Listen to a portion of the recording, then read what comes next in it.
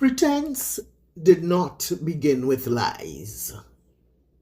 It began when being was no longer considered enough.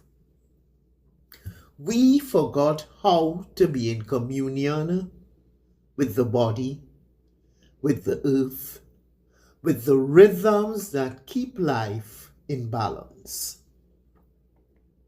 And in that forgetting, we replaced relationship with performance and harmony with control. For most of human history, people lived inside what sustained them.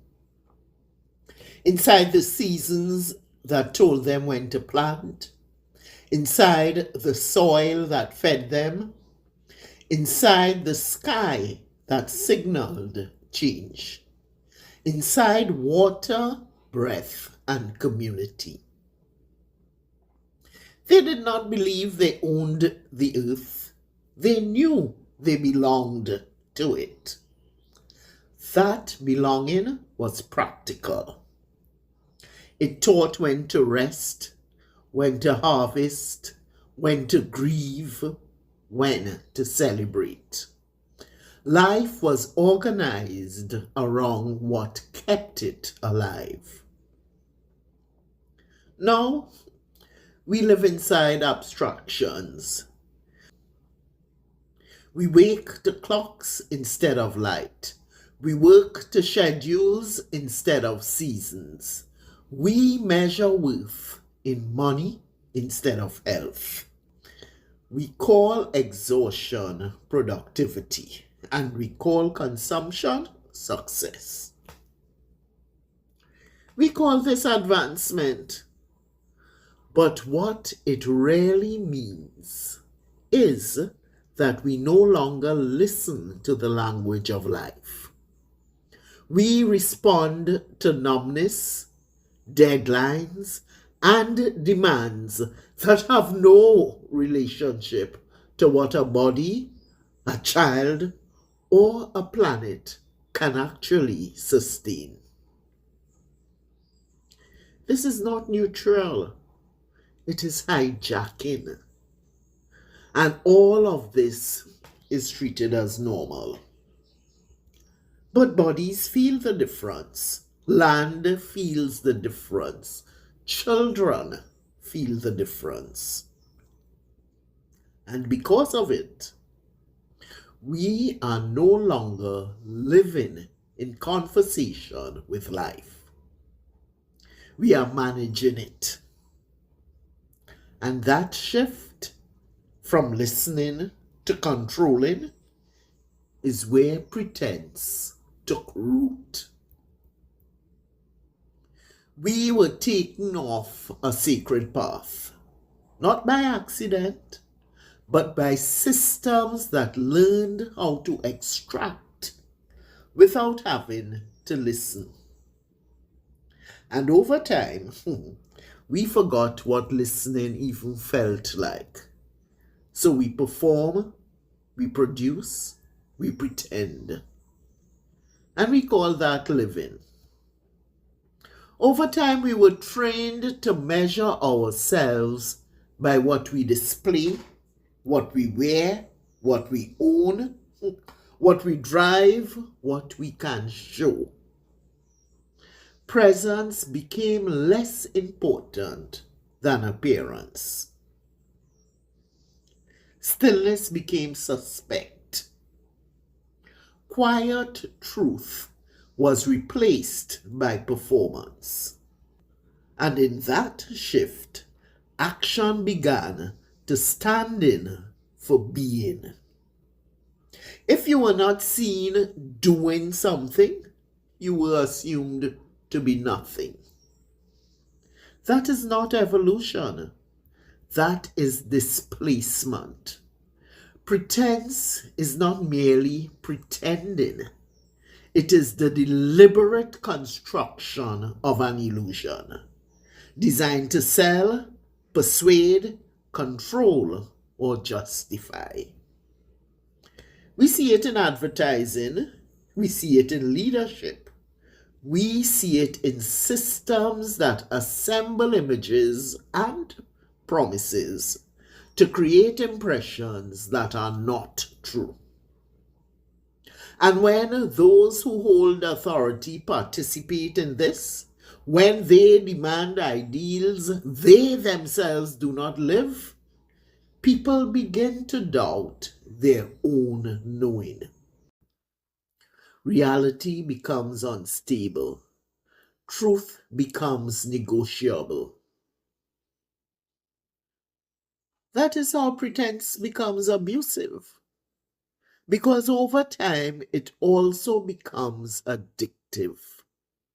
For once a society commits to falsehood, everyone is pressured to maintain it, even when it costs their health, their clarity, or their integrity. We are told things are good for us when they are not. We are told destruction is necessary.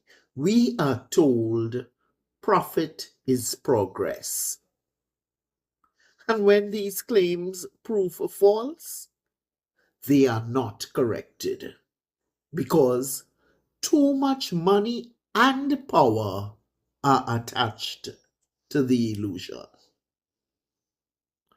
Perhaps the greatest pretense of all is the belief that we control nature. We behave as though the body is a machine and the earth is a warehouse, as though life is something to manage rather than something to belong to. And because of that belief, we invest more in tools of domination than in health, relationship, or stewardship. We are now living in a world where those with power can take what they want and call it business, where nations pillage and it is called strategy. And we are told to accept this as normal. But the human system cannot live in contradiction forever. Bodies register what minds are told to ignore. Children feel what adults have learned to pretend is not happening. And much of that pretending is the quiet selling of the self. We trade honesty for approval.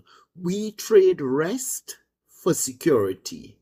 We trade our deepest knowing for the promise of belonging. We say yes when our bodies say no. We stay where our spirits feel small. We accept what diminishes us because we are afraid of what might happen if we refuse. That is self-prostitution. Not in flesh, but in being. Not because people are weak, but because systems have been built to make refusal costly. And when enough people do this long enough, a culture is formed where pretense is no longer a choice. It is the air. And when a person must keep selling pieces of themselves just to survive, something inside begins to shut down. Not all at once, quietly, slowly. Feeling becomes dangerous, honesty becomes risky, sensitivity becomes a liability. So the body learns to go numb. And when the body learns to go numb, something essential is lost. Not intelligence, not skill. Heart. What remains is a creature that can function but not feel. That is how we begin to resemble beasts. Not because we are savage, but because we are disconnected from what makes us human. When feeling is gone, empathy disappears. When empathy disappears, harm does not merely become possible, it becomes normal. The entire process begins to follow one instinct: the scent of blood. The scent of blood is not violence, it is vulnerability, it is poverty, it is exhaustion, it is desperation. It is land without protection, it is bodies without resources. When empathy is gone, the poor, the exhausted, the displaced, the widows, the orphans, the unprotected are not seen as lives. They are seen as opportunities. Not because people are monsters, but because predatory systems have been built on numbness and move toward what can be taken, what can be exploited and consumed. Hopelessness settles into muscles, breath, and blood. A world built on double standards does not create peace. It creates numbness, and numbness eventually turns into violence. Violence against self, violence against others, violence against the earth. We have reached a point where the greatest danger is not that we are being lied to. It is that we pretend we do not notice, having learned to live as though we do not notice. Sit with this, not to argue, not to defend, not to despair, but to remember what it feels like to be aligned with what is real.